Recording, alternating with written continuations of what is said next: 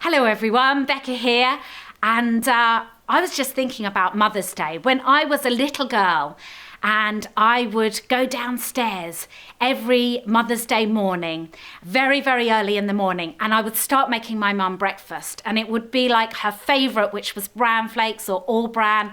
Pour it into a bowl, loads and loads of it, and then pour loads and loads of milk and loads of sugar into it.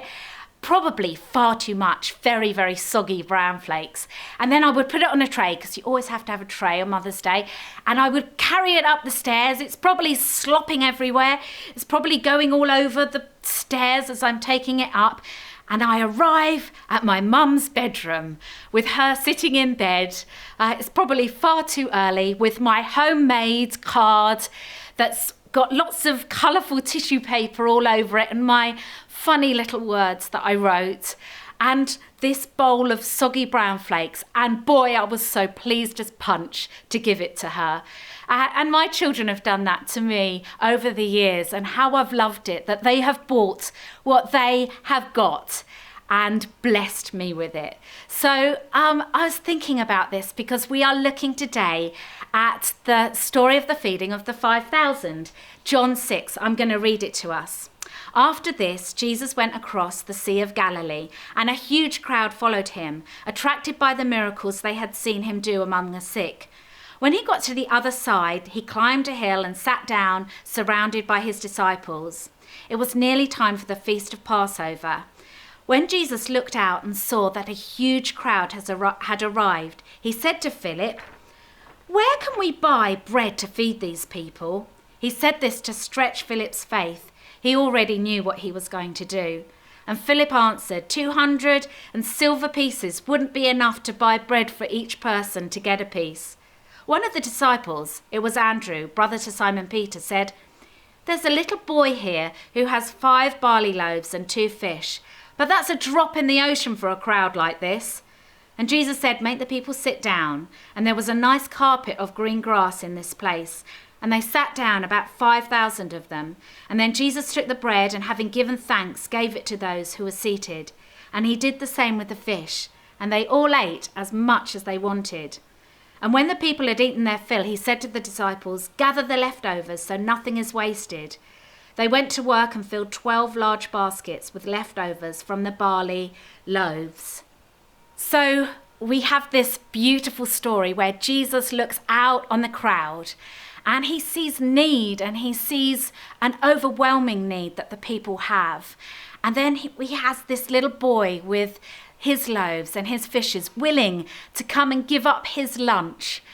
And I often think, wow, we live in a world, don't we, where we have a very much a scarcity kind of worldview, where we never think that we have enough. We think when we get up in the morning, I haven't had enough sleep. And then we think when we, work, we don't have enough holiday, and we don't have enough rest, and we don't have enough peace in our lives. And we can think we haven't got enough money. We never have enough money, whether we've got lots or not a lot. We never feel like we have enough money. We don't feel like we have enough resources.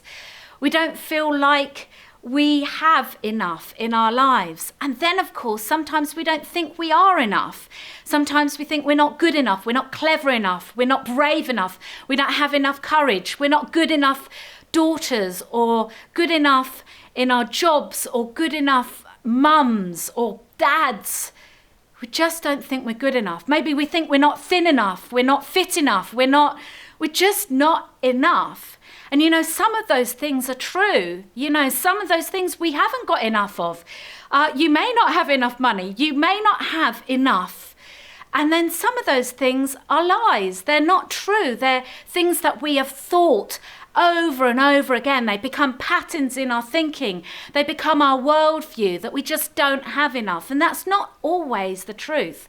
But whether it's true that we do have enough, or whether it's true that we're just believing that, Jesus speaks into our "I haven't got enough." And he speaks into it with this story. So along comes this little boy, wholeheartedly bringing his not enough. He hasn't got enough food to feed all those people. He hasn't got enough food to give to everyone, but he wholeheartedly comes and brings what he has. And there's a few things that I noticed that Jesus does. First of all, he focuses not on what he doesn't have, but he focuses on what he does have. He doesn't have food for everyone, but he does have loaves and fishes. And he focuses and he looks at what he does have. Sometimes it's easy for us to focus on what we don't have, not on what we do have. And then the second thing he does is he's grateful. He's thankful. He says, thank you, God, for these loaves and fishes. Thank you, God, for this meal that we're going to eat. And I think gratefulness is so powerful. And over this time when we have had the pandemic, we talk a lot about gratefulness, and it can become quite cliche, and it can become something that we say a lot and loses its meaning. But you know, it's so important that we not only say thank you. Saying thank you is good and easy in some ways, but we are thankful. It's like the difference between saying sorry and being sorry. There is a difference in it. When we say thank you, it's easier, but when we are thankful, it's deliberate. It's deliberately saying, I will be thankful in the middle of this hard time, in the middle of this challenging time. I will be thankful. I don't think it's just an Instagram post or a Facebook post. It's so important that we are thankful for what God has given to us. We're thankful when we don't feel we have enough and when we don't feel we are enough. And then the last thing that I see Jesus does is he shares. He shares his not enough. He shares his loaves and his fishes. He shares what he doesn't have. He gives it away. He gives away that not enough. And what happens? It multiplies. It multiplies miraculously. Everybody gets to eat. There's even 12 baskets full of bread left over. Everyone gets their fill. He multiplies the little boys' not enough into something spectacular and amazing. When we bring our not enough to God, he multiplies it. When we say we'll share, I'll share my money. I don't feel I have enough, but I'm going to share it anyway. I'll share my time. I don't feel like I have enough, but I'm going to share my time. I'll share my resources. I'll share my life. I'll share the things that you've given to me, God. Even though I feel that sometimes I'm not enough, I'm going to share what I have with others, with my community, with those around me.